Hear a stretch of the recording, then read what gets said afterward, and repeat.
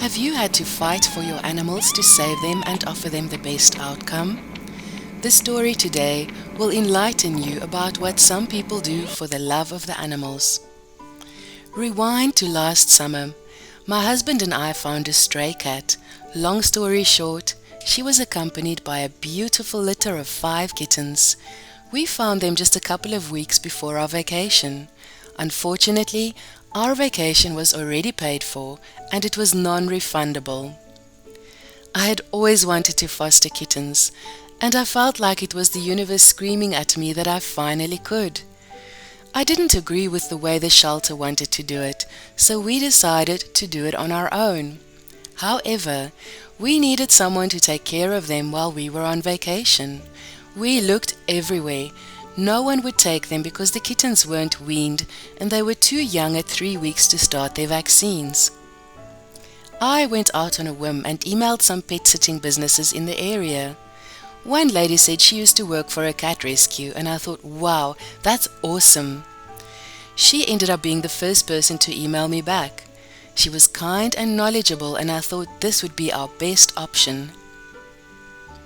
We exchanged messages via email where I explained the state of the kittens to her as they were still all on medication. I told her about my plans to foster them and that we would eventually put some of them up for adoption. Obviously, we knew that we were going to keep Olive the mother and at least one of the kittens. The lady told me that she would be happy to assist with the adoptions too. I thought this was a dream come true, someone that really wanted to help me get these babies good homes. When the time came to ask for the cost of the week, she told me all I needed was to supply everything, and that was it. During all of our correspondence, we had been in and out of the vet maybe 3 or 4 times. These were most definitely not neglected kittens.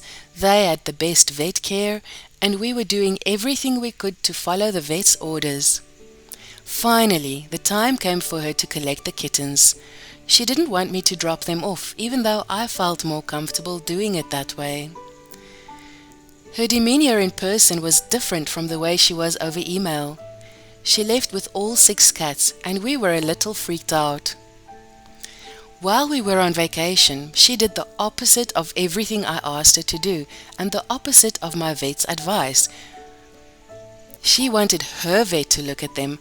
I asked for his name and contact info, and she refused to give it to me and started blaming me for attacking her character. The entire week, I knew in my gut that I would never get my cats back from her. On the day of our return, I got a very long text message from her, explaining her thoughts on the kittens and that one with severe eye infection was close to death.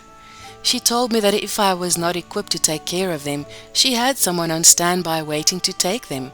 She gave me exact prices for medication she bought, obviously not prescribed by our vet. She ended the text by saying that if I needed anything, I could contact her. I thanked her for taking care of the cats, asked for an exact amount of incurred expenses so that we could reimburse her. I texted every couple of hours. We now were quite close to home and I wanted to reimburse her immediately for the costs incurred. Finally, we arrived at home. This was 8 hours after her text message to me. We hadn't heard anything from her, so we went to the police department. They took a report, but they gave us a day or so before they would file it to handle it civilly.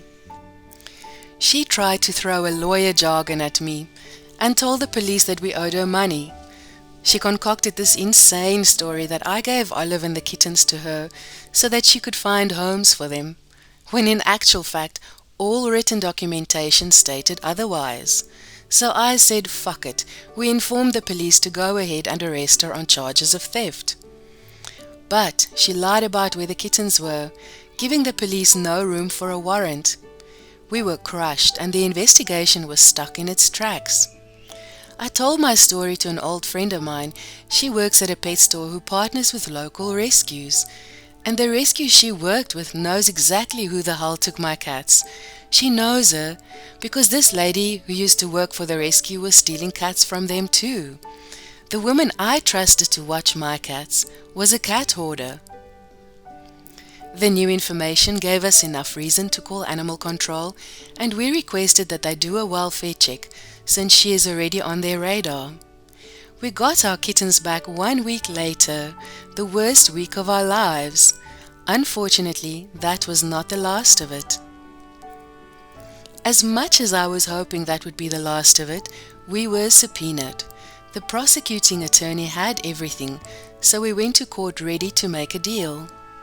Apparently, her lawyer had called the prosecuting attorneys the night before, asking if it could just be dropped. I'm thankful our attorney turned him down. At the courthouse, we met with the prosecutor and I cried. What were we supposed to do? He assured me that it was the right thing to do. We discussed a proposed deal and he left to discuss it with her lawyer. She could plead guilty to theft and take either a fine or a mental health evaluation. When he came back, we couldn't believe our ears. Apparently, her lawyer had not seen any of the messages between us. They decided for a continuation, and we would not have to go back to court when they returned. 1 month later we got the call. She pleaded guilty and took the fine. Here we are, a year later with Olive and her 3 kittens. They just celebrated their first birthday. We at Animals My Love are so proud of what this lady did for her cats, and that it was a happy ending for them.